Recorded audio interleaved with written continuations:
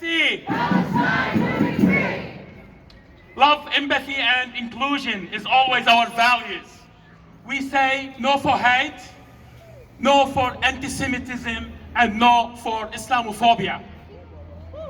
While we are observing the pro-Palestine Jewish and anti-occupation movement growing in the United States of America and in Australia, our supportive Jewish community and friends are being attacked and threatened.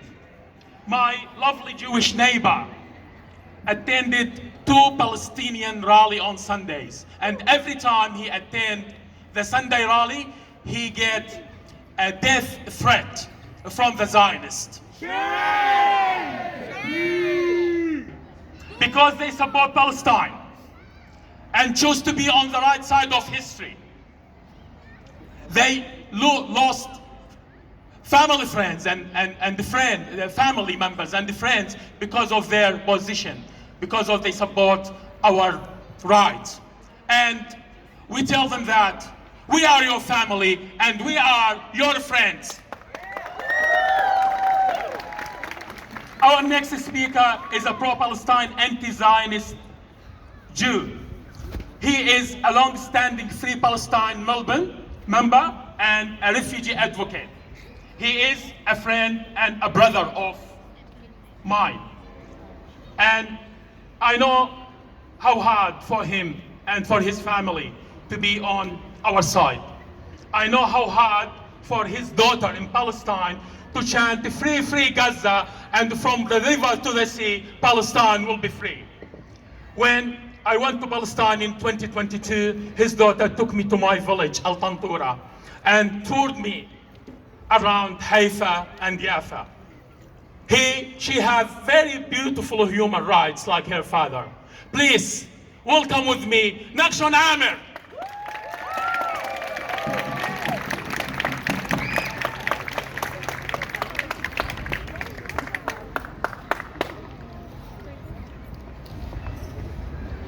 My name is Nachshon Amir.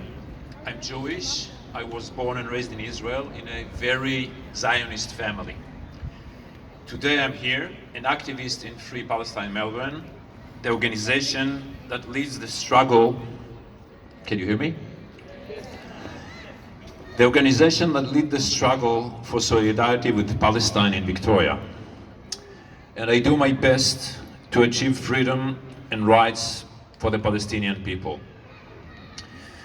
I want to thank the organizers of this rally for giving me the opportunity to stand here and speak. I also want to thank the Dandenong community for being ready to listen to me.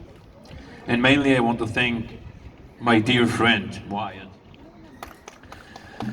who, regardless of my past, has welcomed me as a comrade and friend in Free Palestine Melbourne. As I said, I grew up in Israel. I joined the army and I served as a combat officer. I was part of the regime that oppressed the Palestinians. You must understand, like every Jewish child in Israel, I learned from infancy that this is our land. And there's other people here who hates us and want to push us to the sea. Arabs. We didn't even call them Palestinians. When you grow up in such an environment, and this is your whole truth, you have no way of knowing anything else. So, you want to proudly serve your country and be a hero. As an officer, I served in Lebanon, in the Golan Heights, in Gaza, and throughout all the West Bank. I was part of the cruel system of controlling over the occupied residents. It was clear to me that I was doing what is necessary, that I have no choice. These were the days of the first Intifada, and I did unpleasant things that I would not elaborate here. I'm deeply sorry for that.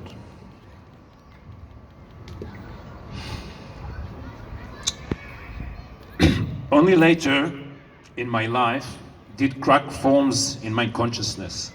I doubted my knowledge, and over a long period of time, I researched and learned the real history, the real story. I discovered that all I knew was a false story, myths that the Israeli society tells itself.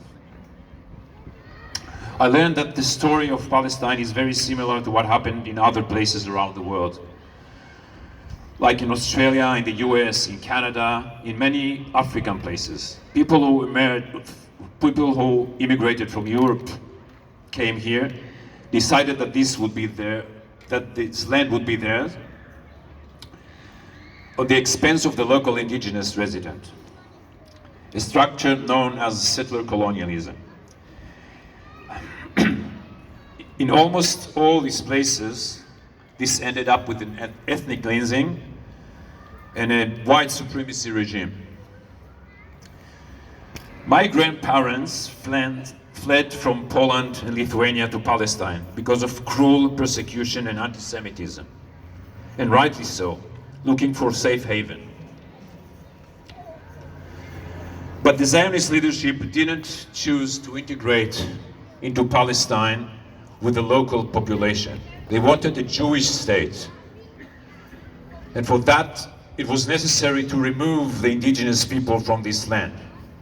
And this is precisely what happened during the Nakba in 1948, when most of the Palestinian population was brutally expelled and hundreds of villages were destroyed.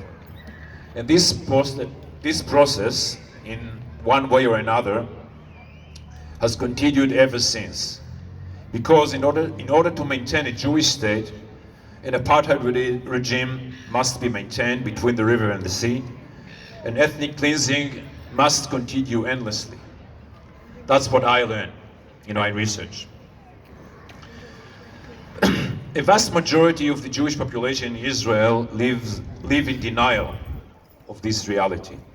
They're telling themselves beautiful stories to quiet their conscience. But it is important for you to know that there are Israelis like me who have woken up and fighting to tell the truth and supporting the Palestinian struggle. They may be a tiny minority, but they exist. It's also important to know that there are many Jews around the world who look reality in eye, oppose apartheid and support freedom and justice for Palestine. This is the case in the UK, this is the case in the US, and unfortunately too little in Australia. Now Israel and the Zionists will try to tell you that this is a struggle of Arabs or Muslims against Jews. They will vilify and demonize and call you anti-Jewish for your activism. Even I, as a Jew and as an Israeli, have had my family targeted and threatened for telling the truth. But please don't let them intimidate you. I and millions of Jews around the world are the proof that it's not true.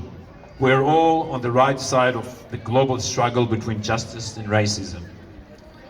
It has nothing to do with anti-Semitism.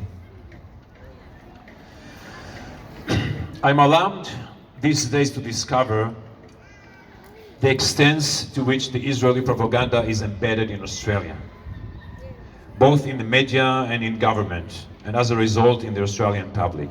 2 weeks ago, I met a friend who told me he didn't understand what the Palestinians wanted because Israel had left Gaza 16 years ago. He knew nothing about the brutal siege and the hell of the Israeli control there. It's not his fault that he's been lying by this government and by the ABC or the SPS. All of these are biased in favor of Israel and none provide the historical context of the atrocities.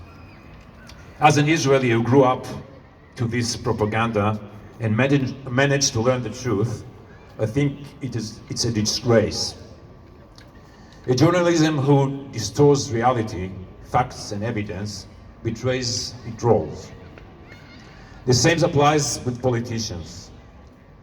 The automatic support for Israeli is a mafia friendship.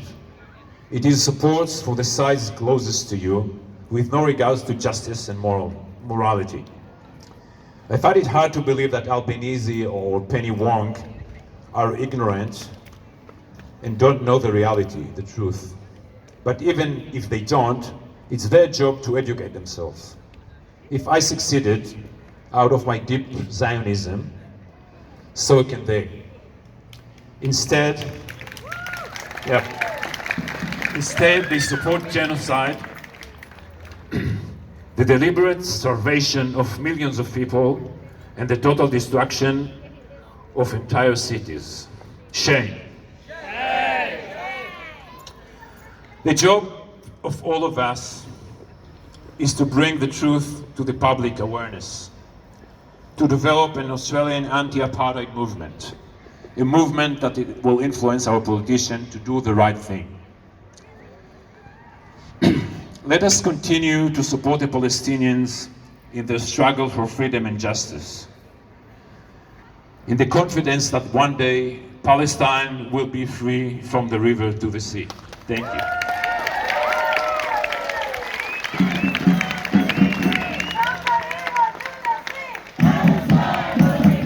From the river to the sea. From the river to the sea. Our next speaker is Randa Garad, a Green Councillor for Greater Dandenong City Council.